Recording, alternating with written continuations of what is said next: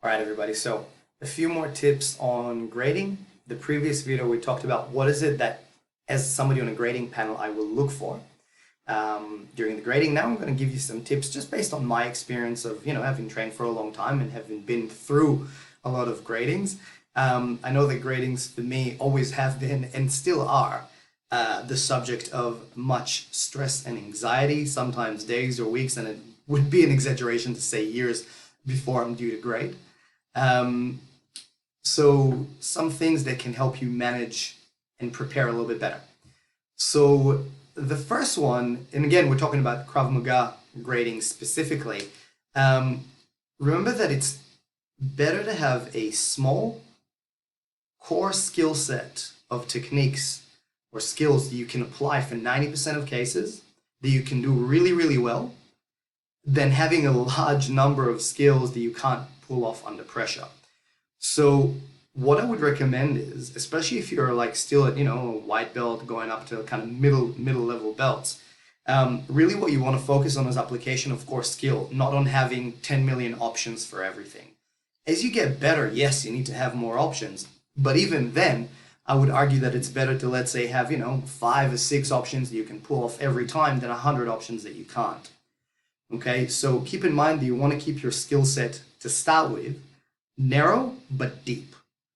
Okay, that's number one. Then from there, we mentioned in the previous video the code of conduct, right? But it's really important to mention this here as well. Trust me when I say from experience that you don't want to be the person who ends somebody else's grading early because you were reckless during a drill or a sparring session. Been there, and it's the worst feeling ever. The flip side of that, also from experience, you don't want to have your grading ended early because of an injury because somebody else was reckless. Right? So I've been on both the receiving ends of those, and neither of them is particularly fun. Be respectful of who you train with. Learn to manage your adrenaline, which is part of Krav Maga and violence prevention anyway. And listen to the instructions that your coaches give you to make sure that you don't hurt yourself and don't hurt anybody else. Okay, that's that. Number 3 is to try and stay positive. You're probably going to make mistakes. Nobody ever in the history of gradings has gone through an entire grading and performed every single thing perfectly.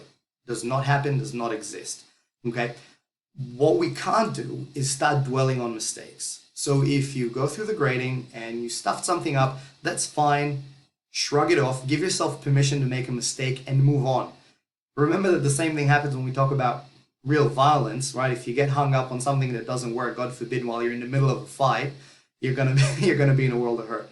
Okay? So if you make a mistake, that's fine. Let it go and move on. Moving on from there, tip number 4, what I refer to as the tortoise and the hare, right?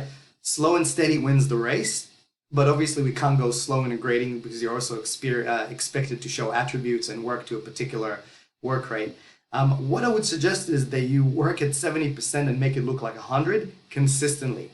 What we don't want to see is you either burning yourself out in the first 5 minutes and then having to sit out or not perform, but also you not picking up at all. So you need to learn to find that, pace that will work for you. Keep in mind that in a grading, that pace is meant to be high. So learn how hard you can push and how far you can push and for how long. It is important.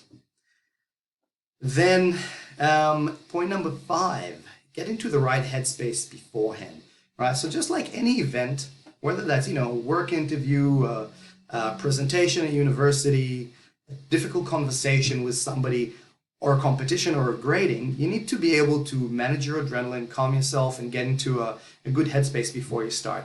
So do whatever it is that you need to do before the grading to get you in that headspace, whether that's, sitting down, listening to music, whether that's, watching whatever motivational videos, whether that's doing breath work, it doesn't really matter.